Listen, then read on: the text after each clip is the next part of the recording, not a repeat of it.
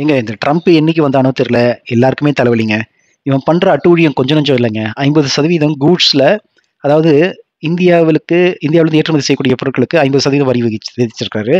நீங்க பெட்ரோல் வந்து ரஷ்யாலேருந்து வாங்கக்கூடாது அப்படிலாம் சொல்லி கட்டளையிட்டு வன்முறையா இந்த இந்த ரூல கொண்டு வந்திருக்கிறாரு. இப்போ இது எல்லாருக்கும் தெரியும். இதற்கு அடுத்த குறியாக ஐடி செக்டாரை பாதிக்கும் வகையில மிகப்பெரிய ஒரு திட்டத்தை அறிமுகப்படுத்தப் போகிறார். அதாவது ஐடி செக்டார்ல எப்பொழுதும் ஒரு எக்ஸ்போர்ட்ஸ்க்கு ஒரு சாதாரண வரி இருந்தது.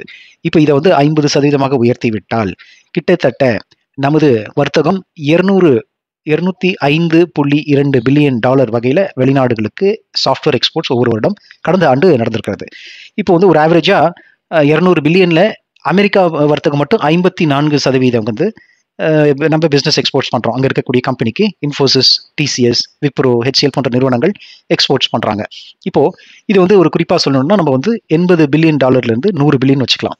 இவ்வளவு 100 பில்லியன் டாலர்னா அப்போ எத்தனை லட்சம் பேர் இதுல ஒர்க் பண்ணிட்டு இருக்காங்கன்னு பாருங்க.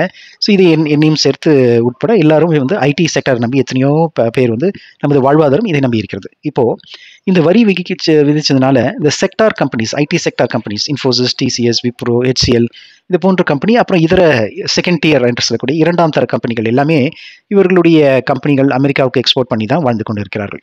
இப்போ இவ்வளோ வரி விகிச்சா இப்போ வந்து இந்த சாஃப்ட்வேர் டெவலப் பண்றவங்களுக்கு ஒன்றும் ப்ராஃபிட் இருக்காது. இந்த கம்பெனிகள் இனிமேல் இழுத்து மூடுற மாதிரியான நிலைமைகள் வரலாம், இல்லை மிக கடுமையாக ஆட்குறைப்பு நடவடிக்கையை ஏற்படுத்தலாம்.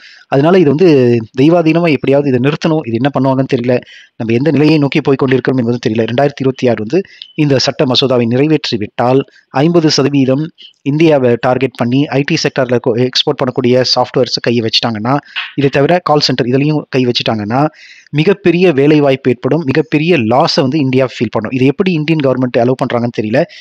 நம்ம கையில எந்த விதமான ஒரு துடுப்பு இல்லாம, ஒரு கார்டு இல்லாம, எப்படி ஒரு ஏஸ் கார்டு இல்லாம நம்ம ப்ளே பண்ணிட்டு இருக்கோம்னு தெரியல. நம்ம பாரதிய ஜனதா கட்சி வந்து தயவு செய்து இதை பரிசீலித்து எத்தனையோ பேருடைய வாழ்வாதாரம் பாதிக்காமல் இருப்பதற்கான சில சட்ட மசோதாக்களை நிறைவேற்றி நம்முடைய ஃபாரின் பாலிசியை கொஞ்சம் அமெரிக்காவுக்கு சாதகமாக செய்ய வேண்டும். இல்லை எல்லா நாடுகளுக்கும் நட்புறவோடு இருக்க வேண்டும்.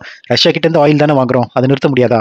அதை அதை தவிர்த்து மிடில் ஈஸ்ட்லேருந்து வாங்கிக்கோங்க. இப்படி ஏதாவது ஒரு டைவர்சிஃபிகேஷன் பண்ணிட்டீங்கன்னா, அமெரிக்காவை கொஞ்சம் கூல் டவுன் பண்ணிட்டீங்கன்னா, இவ்வளவு பெரிய சாஃப்ட்வேர் எக்ஸ்போர்ட்னால தான் நம்ம நாடே வந்து ஓரளவுக்கு பெரிய வல்லரசு என்று சொல்லக்கூடிய அளவில் வந்திருக்கோம். அப்படி இருக்கும்போது எப்படி நீ அமெரிக்காவை பகைச்சிக்கலாம்? இது ரொம்ப முட்டாள்தனமா இருக்கு.